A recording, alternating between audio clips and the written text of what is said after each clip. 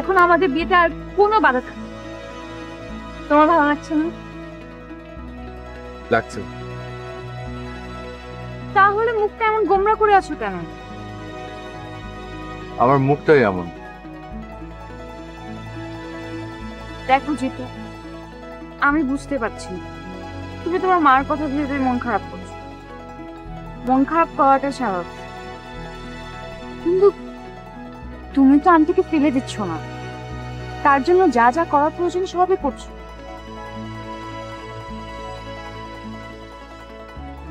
শুধু দায়িত্বটা কি সব রিয়া? দেখো জিতু, আমি এত কিছু বুঝি না, আর বাবার উপর আমি কোনো কথাই বলতে পারবো না। বাবা যা করছে আমাদের ভালোর জন্যই করছে, বুঝতে পারছো? আমার বারবার শুধু এটাই মনে হচ্ছে একটা একটা ভুল হয়তো করেছি। কোথায় যেন একটা শূন্যতা। তোমার এত কিছু বুঝতে হবে, আর তোমার এমন কেন লাগছে তুমি জানো? কারণ তুমি ক্ষুধার্ত। গতকাল রাতে কিছু না খেয়ে অনেক ভেবেছো, কিন্তু এখন তো আর চিন্তা করার কিছুই নেই।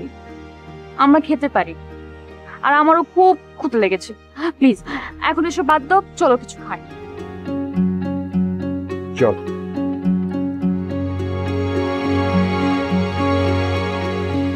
মা, কি হয়েছে? ফোনটা ধরো। নিশ্চয়ই মাসের টাকাটার জন্য ফোন করেছে। ধরে বলো, খুব জলদি তুমি টাকাটা পাঠিয়ে দেবে। হ্যালো মা।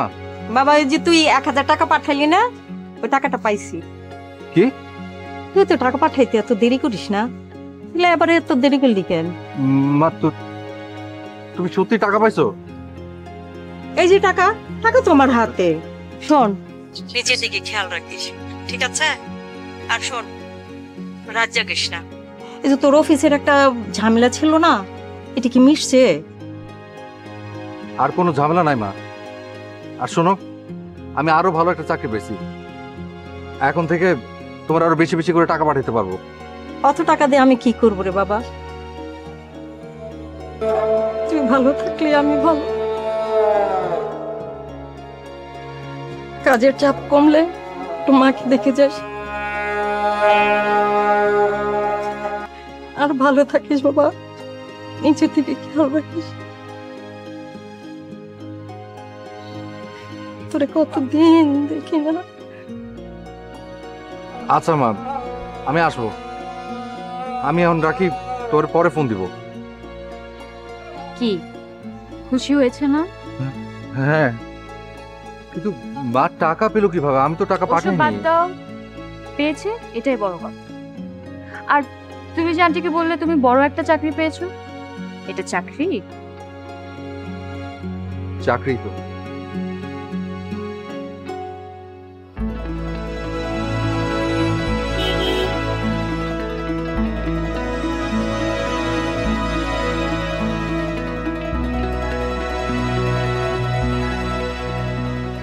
আমি তোমাকে টাকা পাঠাইনি, তাহলে টাকা পেলো কিভাবে? কে পাঠালো টাকা?